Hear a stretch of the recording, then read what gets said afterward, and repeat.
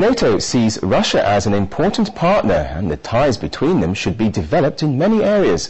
The statement was made by Barack Obama, speaking ahead of the NATO's 60th anniversary summit in Strasbourg. He wasn't all positive, though. He did criticize Russia for its military response to Georgia's attack on South Ossetia last summer.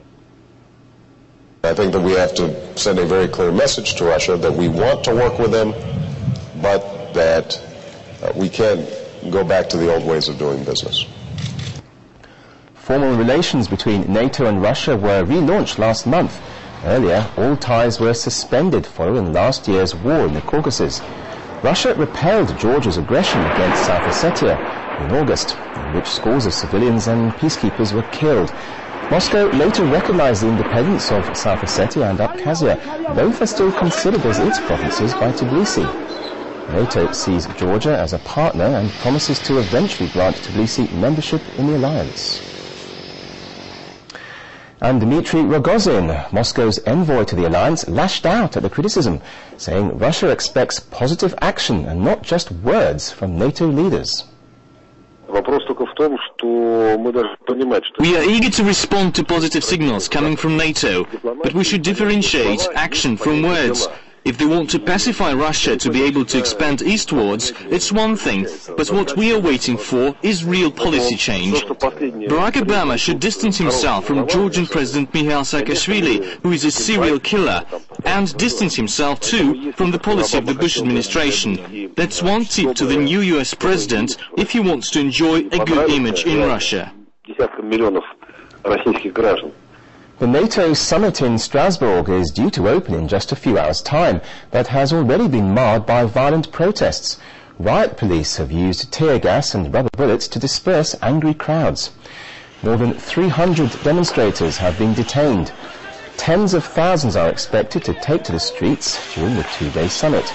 The total cost of the additional security measures is reported to be almost $150 million, while 15,000 troops and police have been deployed. There's even a temporary military base at the center of Strasbourg. Svetlana Karakina reports. Strasbourg is on high alert, with thousands of troops and police dispatched to the city.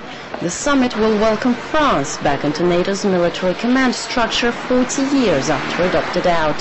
For Nicolas Sarkozy, it's a oui, but for many French, it's a firm no. And some say the alliance is past its sell-by date. As we saw during the Georgia crisis, NATO isn't even capable of diffusing a looming crisis, never mind reining in its partners like Georgia. In fact, enlargement without any clear purpose will only weaken and undermine NATO. Born to counter the rising power of the Soviet Union, NATO survived the end of the Cold War and reinvented itself by going global. But as it moved from a defensive alliance to the offensive in Kosovo and now in Afghanistan, many are puzzled about its current purpose. That's exactly what I don't understand. What is it for? Maybe you can tell me. It's an international force that intervenes in countries where there are conflicts, but it's more about protecting people than about military action. I don't know. Honestly, I'm not interested. I've got other things to worry about in life. The big divisive issue is Afghanistan. Nearly half the soldiers currently contributing to NATO's mission there are American. And while Barack Obama has committed more US troops, Europe is reluctant to follow, despite urging from the NATO's Secretary General. Relations with Russia are another stumbling block for the alliance.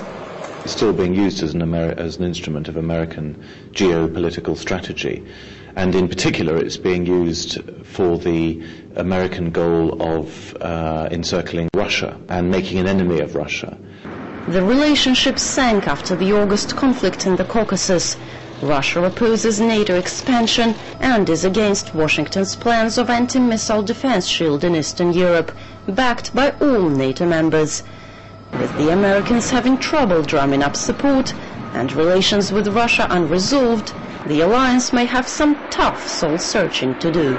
In a symbolic show of unity between the summit's hosts, The alliance's leaders will be crossing this bridge that links Germany to France, and it seems it's unity and political will that NATO could use as a birthday present.